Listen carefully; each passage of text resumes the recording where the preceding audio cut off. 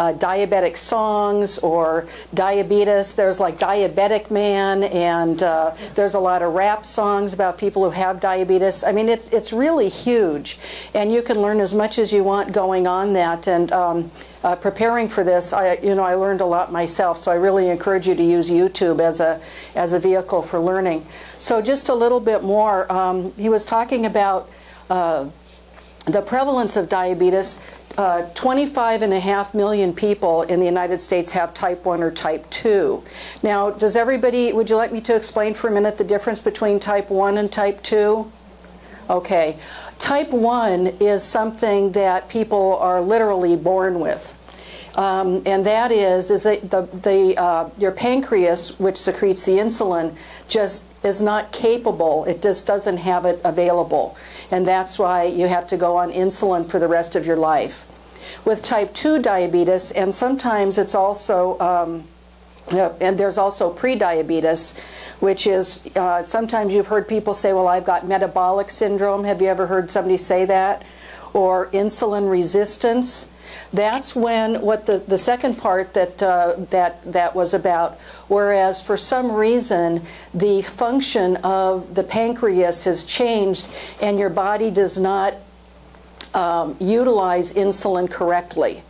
And the thing that's really great about that is that to a great extent that can be controlled by how we eat. So type 1 you can never, at this point you can't cure. They're actually working on a cure of like artificial pancreatic cells and things like that.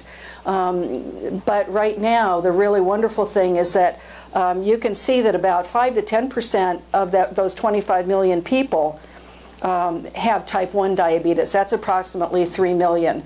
And actually, one of the reasons I think that I'm also very passionate about this is I have a sister-in-law who was diagnosed with type 1 when she was 15, which is not that unusual for people to wait that long before they're diagnosed with type 1. She's now in her 60s, and she never really took care of herself, and unfortunately she still doesn't take very good care of herself. She's blind. She has neuropathy. She is very frail.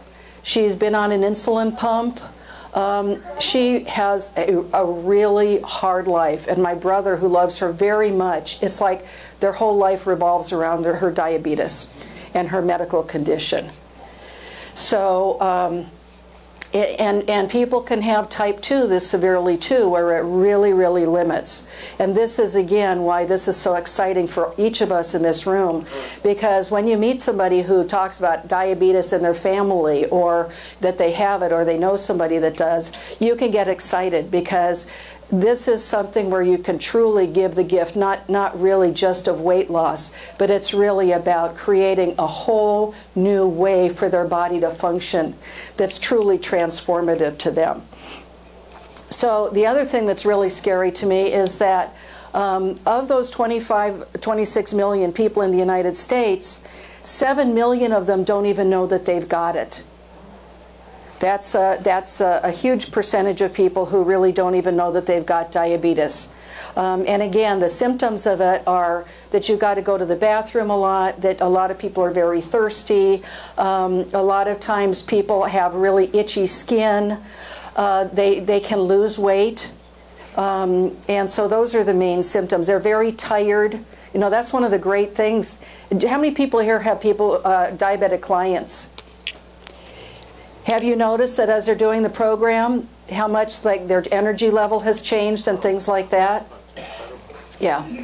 I have a guy who is on 3 medications, and his blood sugars he started only about 6 weeks ago.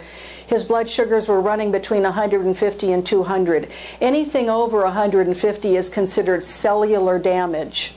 That means that some cells of your body are being broken down.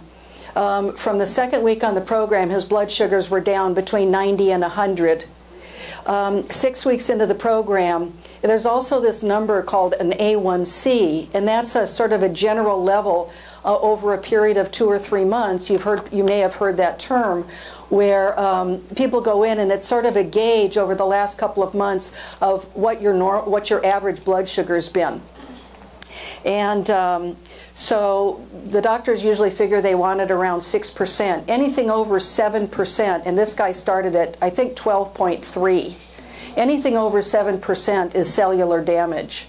He went in to see the doctor after 6 weeks on the program, and his A1C has dropped to 7.3.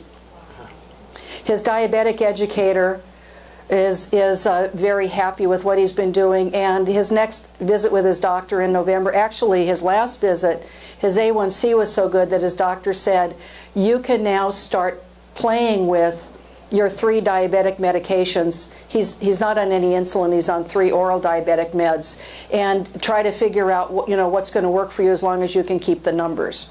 So in 2 months, this guy has gone from being locked in not only with a higher weight, but with this out of control diabetes, to really having a personal experience of changing not only how he feels, but what's happening with his body. He's really excited. He's already referred a couple people to me. Yeah, question? Yeah, when does the doctor make the diagnosis? Like, is it a certain time frame that someone's numbers are above a certain amount? Is it like, they're at that number for a year or 2, or when do they make the diagnosis? The question is, when is somebody diagnosed with diabetes? And usually it's when somebody's blood sugar averages 125 or over. But what you've got to figure is that pre-diabetes, when somebody has pre-diabetes, they're likely to develop diabetes within 10 years. Because the thing is that if your blood sugar is running 123 or 124 for 10 years, you're still not considered diabetic. It's not something that happens overnight. It can start when you're 2 and 3 and 4 years old. And it's just a slow, progressive disease. And it's just when you hit this magic number, all of a sudden you're considered diabetic. That's why this is so important for people even who have no symptoms of diabetes, who are not pre-diabetic, and who maybe don't even have diabetes in their family. Because as far as I know, and again, this is, a rough, uneducated guess, is that we all have this propensity. And, we can really tweak our blood sugars around. Whether or not we get diabetes, we can still be creating damage in our bodies from those high blood sugars. Veronica, I don't mean to throw you a curve here. I'm just curious about hypoglycemia. Where does that fit in the diabetic syndrome? Okay, that's really a great question, because there's 2 problems. One is too high a sugar, and the other is too low a sugar. And that's a big problem with type 1 diabetes, and if people are on insulin with type 2, because the whole key to this is a balance. It's a balancing game. You're always on a tightrope. You're trying to get enough insulin into your body to take the correct amount of sugars, and if that goes, I'll be with you in just a sec. If your blood sugar is too high, then that's really a problem. It's creating that damage. But if your blood sugar is too low, then you can go into a coma, you can faint, and in fact, I would say I was hypoglycemic, and probably most of us have had hypoglycemic episodes. Have you ever not eaten, been really stressed out, been working really hard, and maybe all of a sudden it's like, oh my gosh, what happened? You sit down in the chair, you're beginning to sweat, you're getting sort of blurry vision, you're really tired, you basically want to lay down on the floor. This is what happened to me. And what that is that's probably a hypoglycemic episode. So the best thing to do in that, even if somebody is on this program, is not to have a Metafast meal, to have something like 3 or 4 ounces of orange juice, or to have some candy or something very quick to eat. I have found that if you take a tablespoon of baking soda and put it in like warm water, diluted in warm water, it doesn't taste great, but you drink that within 10 minutes. Your blood sugar stabilizes or your insulin stabilizes, because I've had that. Okay, go on, Lynette. The company recommends a tablespoon of honey. A tablespoon of honey, yes, something that's really fast, because the thing, the good news and the bad news in this instance about the Metafast meals is that they're designed to be metabolized over time. So it's not a quick fix if you are low blood sugar. You need to get something that's going to go quick. And you don't want even an apple. You want apple juice. You want something, you want to take a packet of sugar. You want to have some candy. You do want to, but then you want to immediately follow that up with a Metafast meal or your Lean and Green or something, you know, that's going to balance your blood sugar out again over the long haul. And if you, you know, this is a great thing about the Habits of Health book, is that it talks about how most people are eating, their blood sugars and their insulin levels are going like this, like they're eating to create that up and down, and then their insulin starts going up and down to follow it, and what ends up happening is it just turns into a wild roller coaster ride, and their bodies can no longer handle and keep up with what they're eating, and that's where that metabolic syndrome and the insulin resistance comes through, because basically you're wearing your body out. Is this helping? Oh, goody. Okay. So, oh, question. Can you tell me what is the clinical difference between high blood sugar, like over 150, and high triglycerides? Yeah, they're two totally different measurements. Is that correct, Bob? The triglycerides, Bob's the doctor, so I think I'll have him answer that question.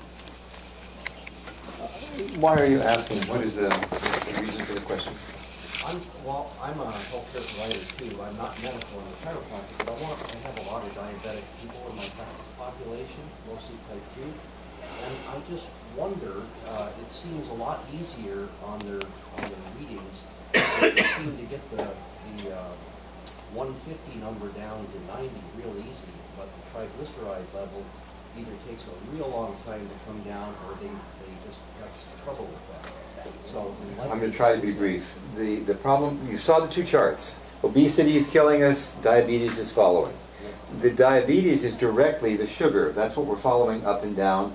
People who are killing off parts of their pancreas are getting pre-diabetic. That's what they're knowing. So that's what you control. But the triglycerides are the first part of the chain for cholesterol and for the plugged up arteries that are going to cause stroke. So that because you've gotten your blood sugar under control doesn't mean that you've gotten your cholesterol or that full system under control. That requires the program.